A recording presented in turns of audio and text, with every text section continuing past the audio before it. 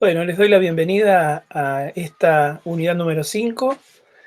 Em, la idea de la presentación, como en las anteriores, es estructurar brevemente de qué vamos a conversar, de qué vamos a intercambiar y leer en esta unidad. Esta unidad número 5, que hemos denominado tensiones, avances y pausas en la educación entre democracias y dictaduras, y el arco más o menos temporal que nos estaría ocupando va entre 1955 y 1976 aproximadamente, desde el golpe de Estado que las Fuerzas Armadas van a implementar, van a llevar adelante bajo el lema de la Revolución Libertadora, hasta el golpe de Estado perpetrado en 1976 bajo el nombre de Proceso de Reorganización Nacional. Ese es más o menos el arco temporal que vamos a estar conversando brevemente en esta presentación. Solo a modo de ejemplo, para acompañar un poco la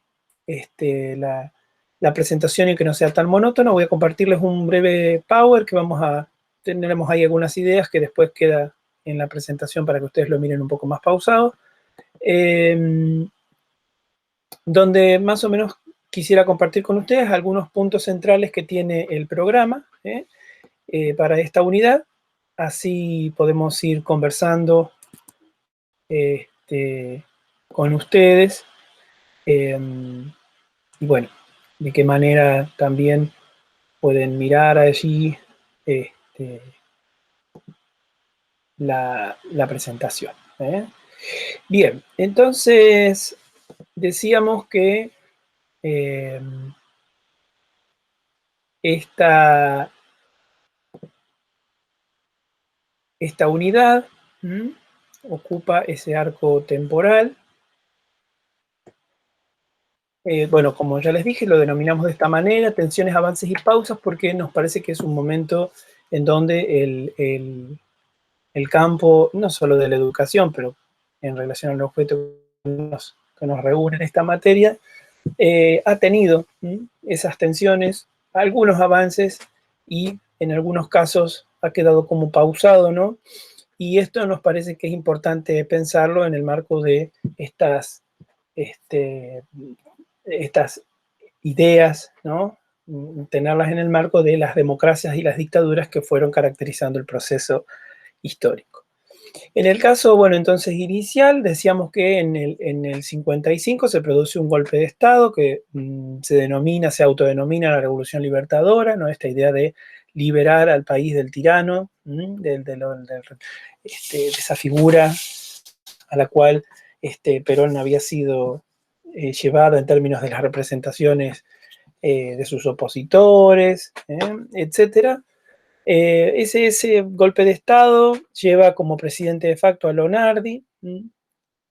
y bueno, hay varios sectores que van a apoyar este golpe, fundamentalmente el ala más dura de las Fuerzas Armadas, el Partido Nacional, el Demócrata Cristiano, algunos radicales, progresistas, por supuesto la Iglesia Católica, y los sectores agrarios que estaban enfrentados ya desde hacía mucho tiempo con, sobre todo con las políticas peronistas, ¿no? ¿Qué característica tiene Lonardi? Bueno, Lonardi tiene una postura un tanto conciliadora. Él dice que, bueno, que es necesario mantener algunas medidas de las que se gestaron en términos políticos y sociales, pero que es necesario que quede fuera de esas decisiones Perón, ¿no? Entonces, dice que hay algunas cuestiones ahí que hay que sostener por las condiciones mismas en las cuales los sujetos están viviendo, ¿no? Y lo que implica el desarrollo, diríamos así, de las políticas sociales y de lo que implicaría dejarlas sin efecto, ¿no? Esto, por supuesto, tiene una resistencia muy importante porque la idea de los golpistas justamente era borrar cualquier referencia al peronismo. Por lo tanto,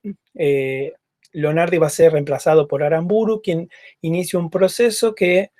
es interesante para nosotros y es importante, ¿no?, estudiar lo que se llama proceso de desperonización. Este proceso de desperonización no es ni más ni menos que el proceso inverso, diríamos así, de lo desarrollado durante el peronismo, esa construcción del peronismo en términos de movimiento, ¿no?,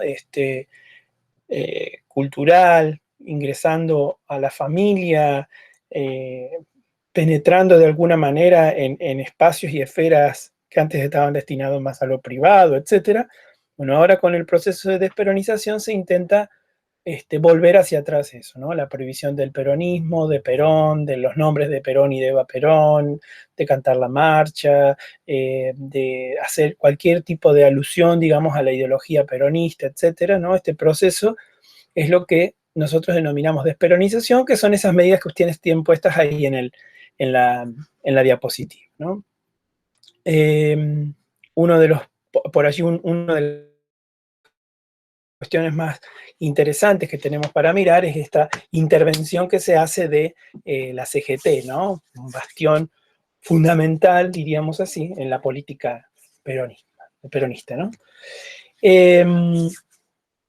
Bien, después del gobierno de Aramburu, va a haber un proceso de convocar nuevamente elecciones, y lo que se va a mantener en ese proceso, estoy haciendo como un pantallazo político general, ¿no?, es esta idea de convocar elecciones, pero que el peronismo siga proscripto. Entonces, los peronistas no pueden participar, y obviamente Perón está vedado totalmente. Entonces ahí la Unión Cívica Radical vuelve a tomar como un poco más de lugar en la escena política, en la esfera política, pero hay unos desacuerdos que nosotros vamos a sintetizar acá en la división de la Unión Cívica Radical como en dos vertientes. La Unión Cívica Radical del Pueblo, que es la que va a liderar Balbín, y la Unión Cívica Radical Intransigente, que es la que va a liderar Frondizi. En esa disputa electoral que se va a desarrollar, que nosotros no nos vamos a detener ahora, ustedes después lo van a leer en el texto que tienen de contexto histórico de Sanata, etc., gana las elecciones Frondizi, y allí hay algo interesante que tiene que ver con el pacto que va a haber, que nosotros ese pacto lo miramos desde el presente, por supuesto, en el momento no se sabe, que es una especie de pacto secreto entre Frondizi y Perón para ganar las elecciones, donde Frondizi hace algunas promesas, entre comillas, vinculadas fundamentalmente a la mejora de los salarios, a levantar las proscripciones existentes en relación a la participación sindical y sobre todo a la participación política. Frondizi va a ganar con muy poco margen, digamos, propio, en realidad gana por los votos peronistas, y ahí se inicia con Frondizi una etapa que nosotros denominamos o conocemos en la historia como la etapa del desarrollismo. Es decir, seguimos estando en el marco de un estado de bienestar, un estado benefactor, pero con unas características distintas, ¿sí? ¿Cuáles son esas características distintas? Básicamente que la industria, en el caso del peronismo, fue o apuntó a la industria liviana fundamentalmente, ¿no? La industria dirigida al mercado interno, etcétera, sobre todo en alimentación, ropa, la industria automotriz en algunos casos, etcétera. Y acá va a haber un proceso de, digamos, de planificación de la economía en base a la industria pesada, es decir, a la industria sobre todo de la petroquímica, entre otras. ¿Qué aspectos nos interesan de este periodo? Bueno, fundamentalmente hay una especie, dirían algunos autores, de ordenamiento en términos normativos. ¿Por qué? Bueno, por ejemplo, aparecen una serie de leyes que son importantes para el funcionamiento de los distintos sistemas educativos provinciales y demás. Por ejemplo, las leyes la ley de asociaciones profesionales, la ley del estatuto docente. Ahí ustedes tienen unas marcas puestas ahí en la diapositiva. Digo, esos son elementos importantes porque de alguna manera ordenan el sistema que venía trabajando, no desordenado, pero al menos no de forma tan clara, y vieron eso que todo el mundo lo hace, pero no está escrito en ningún lado, ¿no? Bueno, un poco esa es la idea de traducir o de transparentar, aunque obviamente hay una cuestión de fondo en este proceso de ordenamiento y que tiene que ver con la forma en que Frondizi habilita la enseñanza libre, en un debate que tiene que ver con la enseñanza laica y la enseñanza libre en relación a la intromisión, diríamos así, de la Iglesia ideológicamente en los procesos de enseñanza. Con Frondizi, si bien hay, digamos, es cierto, ¿no?, que se produce esta especie de ordenamiento más normativo y jurídico, también es cierto que abre la puerta de alguna manera a la enseñanza privada de manera más explícita. Por ejemplo, la fundación de universidades privadas, como va a pasar con la Torcuato Di Tella o la Universidad de El Salvador, que son universidades que van a crearse en ese contexto, ¿sí?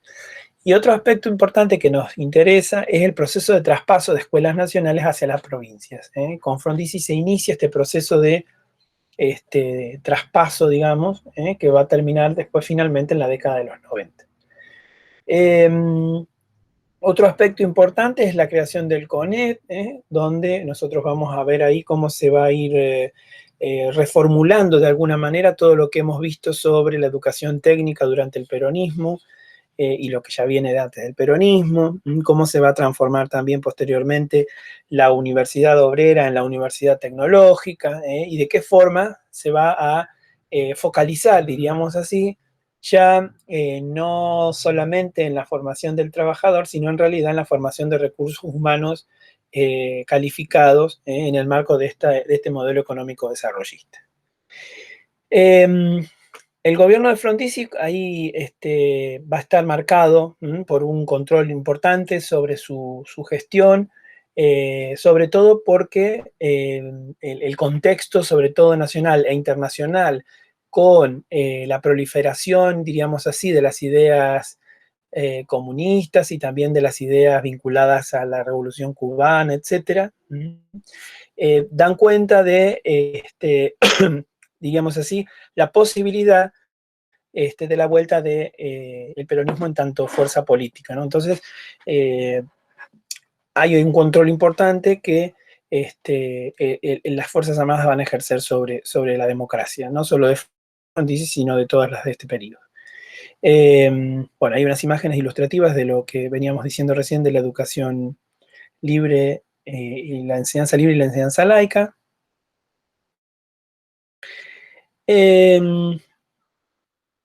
Ahí vamos a tener después entonces un dato interesante que tiene que ver con un llamado a elecciones intermedias que va a haber en el 62, donde Frondizi va a permitir la participación de algunos candidatos peronistas, entonces ahí las Fuerzas Armadas van a anular las elecciones, y como, bueno, Frondizi no está de acuerdo, finalmente lo deponen. Acá no se produce una intervención del periodo democrático, ¿no? Va a asumir Guido el intersticio entre medio, y finalmente después llaman nuevamente elecciones, y ese proceso va a culminar con la elección de el doctor Ilia como presidente de la nación, ¿sí? En el medio, lo que sí se va a dar es el traspaso de las escuelas primarias nacionales que se habían creado en el marco de la ley Laínez a las provincias, que eso lo habíamos mencionado recién, que era lo primero que se había empezado a traspasar, ¿sí? En las elecciones, decíamos entonces, del 63 van a haber elecciones, y va a ganar Ilia con un porcentaje mínimo, ya que el peronismo va a votar en blanco. Bueno, el gobierno de Ilia va a hacer va a mandar ahí una serie de leyes al Congreso, va a tratar de, digamos, dar un giro a la economía, etcétera, Sin embargo, hay algo que caracteriza al gobierno de Ilia, que es el proceso que se va a sufrir de aumento de la conflictividad social. Y esto lo que va a generar es una tensión, un conflicto cada vez más agudo. En términos de la educación, ustedes después leerán los datos más finos si es que no tienen muy presente el contexto histórico, pero en el caso del gobierno de Ilia, ¿qué nos interesa? Que es la primera vez que aparece un programa de alfabetización de adultos. Esto es algo reinteresante porque también viene de la mano, después vamos a ver, de la influencia que tiene el contexto internacional y la búsqueda de incorporación de estos sectores relegados en términos del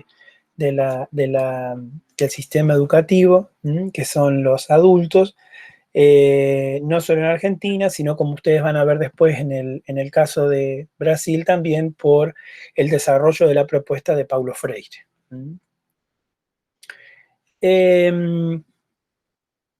Bueno, finalmente Ilia va a tener una gran cantidad de problemas y también va a sufrir un golpe de Estado,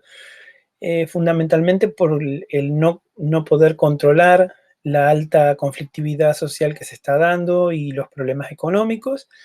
Y allí se da en el 66 un nuevo golpe de Estado, que es el golpe que va a tener por nombre la Revolución Argentina, y como hacedor o como líder de ese golpe a Onganía. De este periodo que nosotros estamos iniciando ahora en el 66, nosotros la característica que tiene este Estado es un Estado burocrático autoritario, es un Estado que controla fuertemente no solo las cuestiones económicas, sino también las cuestiones ideológicas, sociales, culturales. Hay una fuerte intervención en las facultades de las universidades nacionales, hay un proceso de persecución a docentes, a estudiantes. ¿eh? Eh, Aparece ya acá como sospecha igual comunismo, entonces lo ideológico pasa a ser fundamental en este proceso de control. Y en términos del proyecto económico, aparecen allí algunas ideas importantes tendientes a la normalización de la economía y la búsqueda de estabilizarla, ¿no? Que es algo que históricamente la Argentina ha sufrido. Tratar de profundizar el proceso de industrialización y reorganizar el Estado a partir de justamente pensarlo en proyección de sostener el control sobre el mismo. Este Estado burocrático autoritario, en la lógica o en el discurso de Onganía, tiene como tres tiempos: uno económico, uno social y uno político. Y aparece acá fuertemente la idea de reorganización. Este proceso esta idea de reorganización tiene que ver con la subordinación y la despolitización. Son dos conceptos importantes que después van a tener, si se quiere, cierta continuidad o relación con el golpe posterior del 76, pero que no necesariamente estamos hablando de lo mismo. En relación a lo educativo, hay una clausura de experiencias innovadoras en educación, sobre todo aquellas que habían conseguido sobrevivir en el marco de los gobiernos anteriores. La Iglesia Católica acá despliega literalmente su accionar educativo en términos de que va a cubrir áreas y niveles amparándose en estas normas que se aprobaron en el gobierno de Frondizi. Y algo interesante que va a aparecer, que nosotros habíamos visto a inicios del sistema educativo, y después lo retomamos con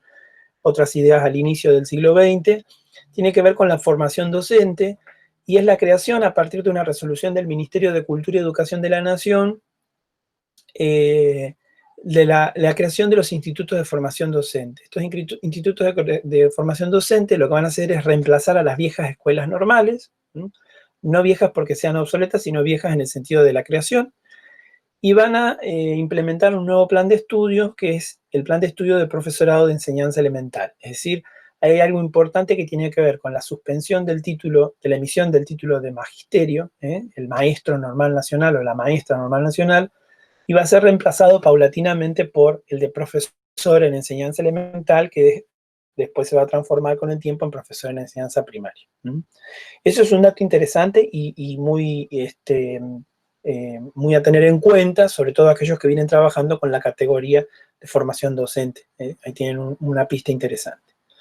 Bueno, hacia el 69, vamos medio rápido, hacia el 69, tenemos un acontecimiento social importante en Córdoba, que es el Cordobazo, que es una instancia de protesta social donde los sectores trabajadores y estudiantes van a iniciar una revuelta y bueno, va a haber represión, por supuesto, y se va a controlar, pero este indicador, digamos, de virulencia, de conflictividad marcada, va a ser también, de alguna manera, el inicio del final del gobierno de Onganía. Bien, después ahí tenemos unos periodos de transición entre el 70 y el 76 que tienen que ver con el pasaje de Levington a Lanuse y de Lanuse al gobierno después de Cámpora, donde algunos elementos que nos sirven a nosotros para la historia de la educación que son importantes para pensar los procesos. Uno tiene que ver con la creación del Consejo Federal de Educación, el otro tiene que ver con la limitación en el ingreso a las universidades, y el otro tiene que ver con la creación y aplicación de un proyecto que se llama Proyecto Tacchini, que nosotros acá lo vamos a enunciar y después en la unidad 6 los vamos a retomar en una de las actividades que van a tener, que tiene que ver con la creación de universidades más pequeñas, a los efectos de descentralizar de alguna manera las universidades que habían sido creadas ya históricamente en las grandes ciudades. Esto en realidad, después vamos a ver, tiene un problema que tiene que ver fundamentalmente con una cuestión estructural, por el acceso, por la forma en que ese lugar donde se enclavó la universidad fue más o menos atrayente o estimulante para los estudiantes, y de qué manera los estudiantes finalmente no optaron en su mayoría por ese cambio para estas nuevas universidades, sino que quedaron ligados a la universidad que inicialmente, diríamos, tenían como destino, ¿no? Bien, finalmente tenemos allí algunas características de la educación durante el tercer peronismo, que tienen que ver en el 73 con las elecciones y el acceso de Cámpora a la presidencia de la Nación, la supresión de la proscripción del peronismo y de Perón, el regreso de Perón y un nuevo llamado a elecciones donde gana la fórmula Perón-Isabel Perón. Ahí vamos a tener digamos, un nuevo escenario de este peronismo, que no es el mismo peronismo, que esto es importante, no es el mismo peronismo que nosotros trabajamos ya en la unidad número 4, es un peronismo mucho más atomizado, mucho más heterogéneo, donde lo que unifica de alguna manera a ese peronismo es la figura misma de Perón. ¿Qué nos interesa de este contexto? Básicamente la forma en que el peronismo intenta revisar y reactualizar algunas cuestiones educativas que tienen que ver con la idea de la relación entre docencia y trabajo, y entre educación y trabajo, la creación de algunas direcciones que van sosteniendo de alguna forma la línea en el trabajo de adultos, o la cuestión vinculada a la educación agraria, y también la creación de cuadros políticos en espacios, sobre todo de la educación superior,